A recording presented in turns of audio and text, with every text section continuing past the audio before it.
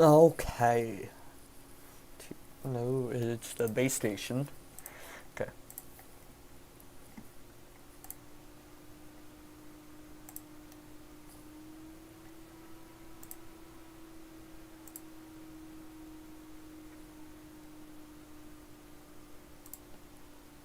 Okay.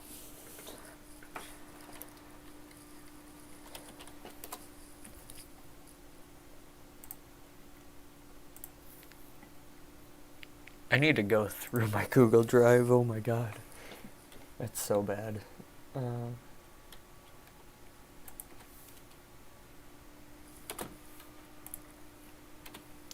YouTube.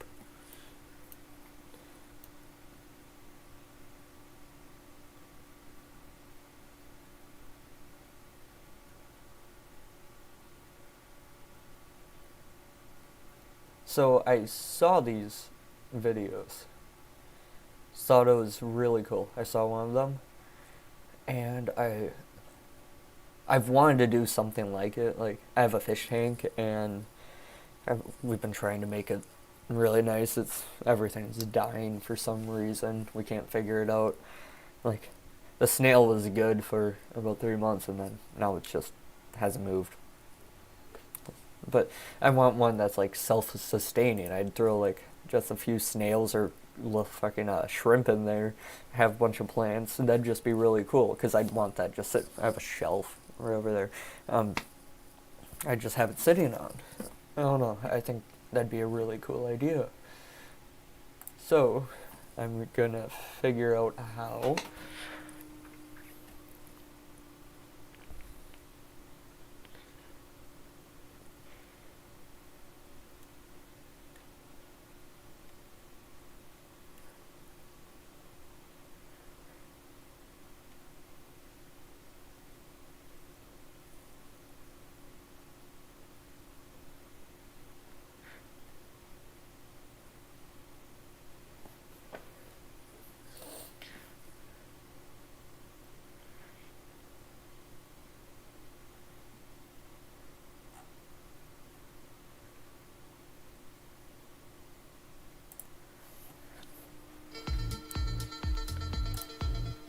What's going on, guys? Oh, Tanner God, here, that's and back at it again with another native terrarium build.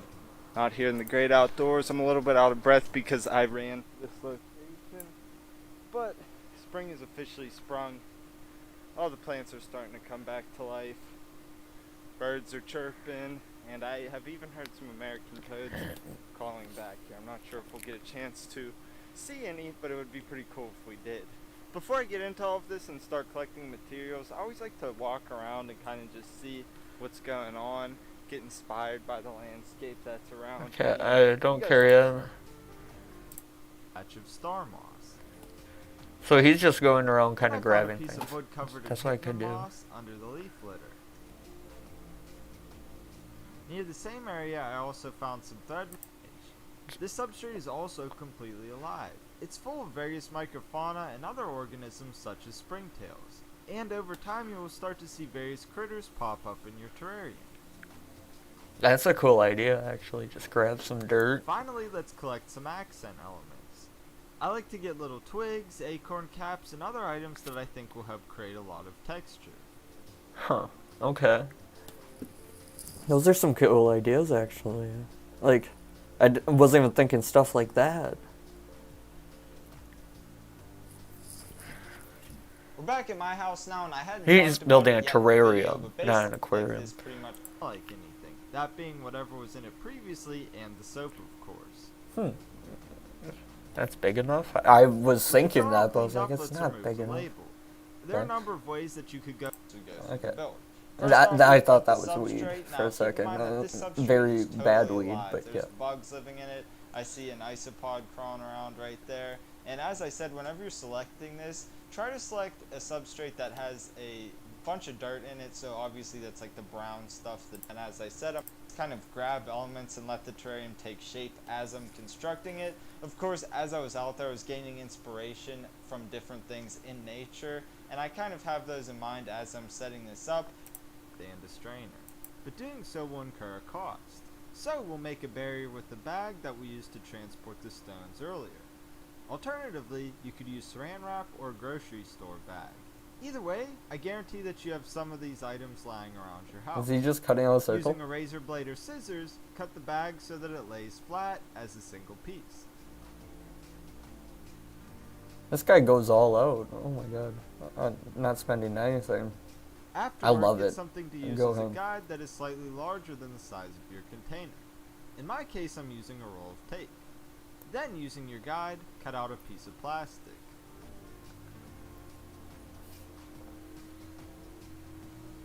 Next, I recommend pinning your plastic onto something so that the next step is a little easier.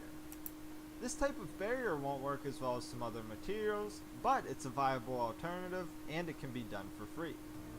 I advocate using because they eat mold and help keep the terrarium healthy overall. Don't believe me? Here's one that I was able to track down. If for whatever reason you want to sterilize your substrate, simply bake it in the oven. The container and evened it out with my brush. Did he put water in there? Orchid bark that we would usually use, this bark will amount into the container. Orchid bark that we would usually use, this bark will help keep the substrate from compacting long term and aid in drainage. From here, the substrate was thoroughly mixed together. After that, I dropped a decent amount into the container and evened it out with my brush.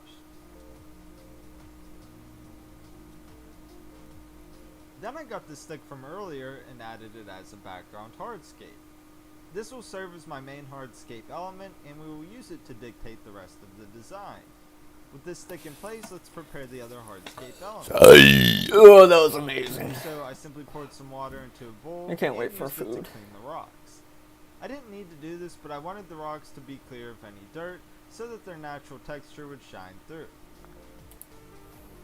3. This is also a decent way to remove any hitchhikers, but that's not why I'm doing it here.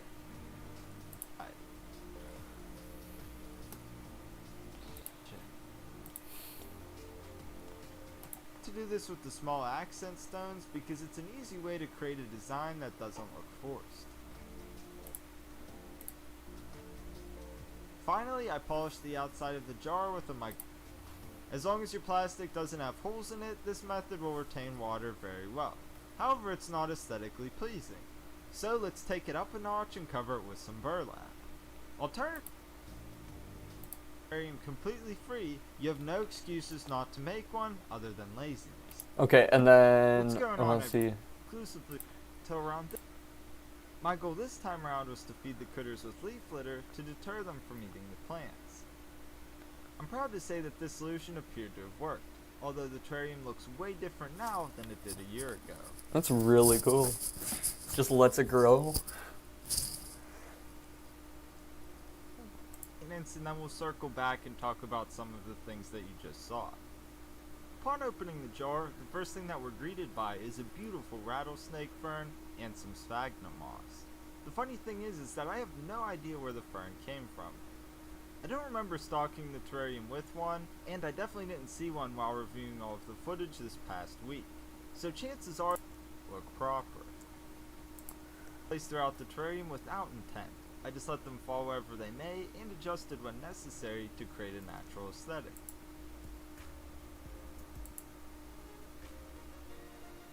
The plants that are in there now have been in there for at least 10 months or so. I guess that's primarily the fern, which is no doubt the star of this terrarium. It's growing really well, and I doubt I would like this one as much if it didn't show up. On that, let me show you something down in the false bottom real quick. As you can see, this area is jam-packed with moss and algae, but that's not at all uncommon for a false bottom using large stones. What I wanted to show you though is that there's a section of liverwort down here, as well as parts of the fern. Isn't that incredible? You may have also noticed that while we were doing maintenance, this terrarium is still teeming with life. That's always a good sign that your terrarium is doing well, and something that makes it more enjoyable. You don't always Kinda see wanna them, do but this, when like, you do, it's a pleasant surprise. After streaming. There's so much more I could talk about, Fuck. but I think that's a solid place to conclude. As I said in the beginning of the video, check out the video description. I have a ton of videos on native terrariums. I'm making down food, there, so and I even have one that shows you how to make a native terrarium for I'm free. gonna stream later. If I'm you're gonna looking go to make get a this terrarium shit. and don't want to spend Fuck money yeah. or aren't sure where to start, I definitely recommend checking that. Alright, I know what I'm doing. I will stream a little later.